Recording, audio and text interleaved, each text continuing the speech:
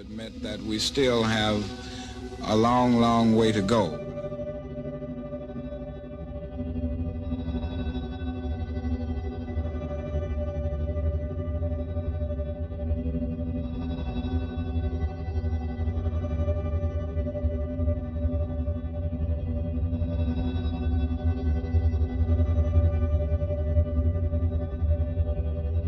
July was bringing America a wave of urban riots never before seen.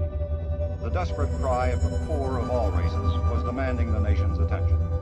No thoughtful person could deny that the immediate need for improved housing, health, education, employment opportunity, and hope for the future must receive affluent America's highest priority. The ghetto explosions gave new emphasis to administration efforts to expand its programs to meet those needs. The harsh reality was thrust on the Congress and the majority of the people of the extreme necessity to better the life of America's poor. No one believed that centuries-old inequities could be cured instantly.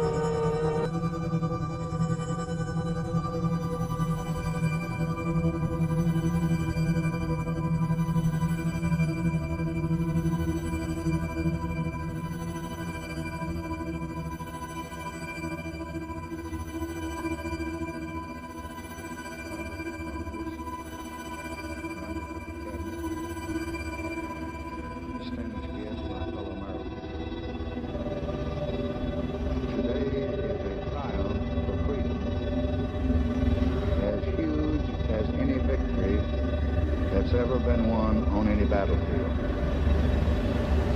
Yet to seize the meaning of this day, we must recall darker times.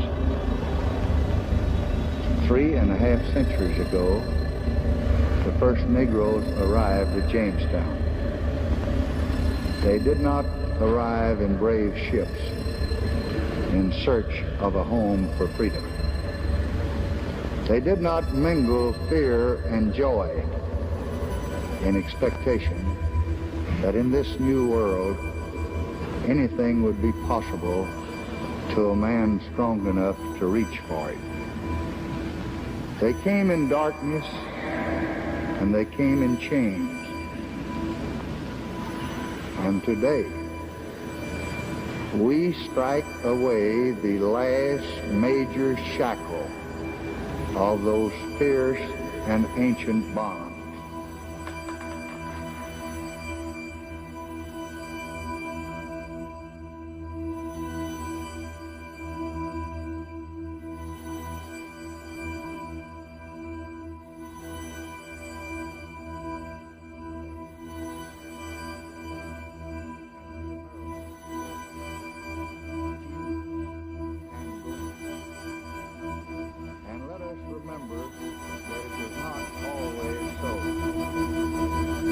The stories of our nation and of the American Negro are like two great rivers, welling up from that tiny Jamestown spring. They flow through the centuries along divided channels. When pioneers subdued a continent to the need of man, they did not tame it for the Negro. When the Liberty Bell rang out in Philadelphia, it did not toll for the Negro. When Andrew Jackson threw open the doors of democracy, they did not open for the Negro. It was only at Appomattox a century ago that an American victory was also a Negro victory. And the two rivers, one shining with promise, the other dark-stained with oppression, began to move toward one another. Yet for almost a century, the promise of that day was not fulfilled. Today is a towering and certain mark that in this generation, that promise will be kept. In our time, the two currents will finally mingle and rush as one great stream across the uncertain and the marvelous years of the America that is yet to come. This act flows from a clear and simple wrong. Its only purpose is to right that wrong. Millions of Americans are denied the right to vote because of their color. This law will ensure them the right to vote. The wrong is one which no American in his heart can justify. The right is one which no American, true to our principles, can deny. In 1957, as the leader of the majority in the United States Senate, speaking and supporting legislation to guarantee to the right of all men a right to vote, I said, this right to vote is the basic right without which all others are meaningless.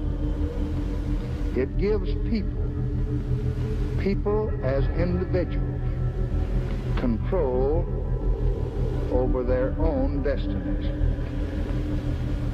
Last year, I said, until every qualified person, regardless of the color of his skin, has the right, unquestioned and unrestrained, to go in and cast his ballot in every precinct in this great land of ours,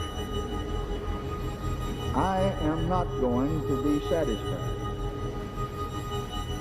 Immediately after the election, I directed the Attorney General to explore as rapidly as possible the ways to ensure the right to vote. And then, last March, with the outrage of Selma still fresh, I came down to this Capitol one evening and asked the Congress and the people for swift and for sweeping action to guarantee to every man and woman the right to vote. In less than 48 hours, I sent the Voting Rights Act of 1965 to the Congress. In a little more than 4 months, the Congress, with overwhelming majorities, enacted one of the most monumental laws in the entire history of American freedom.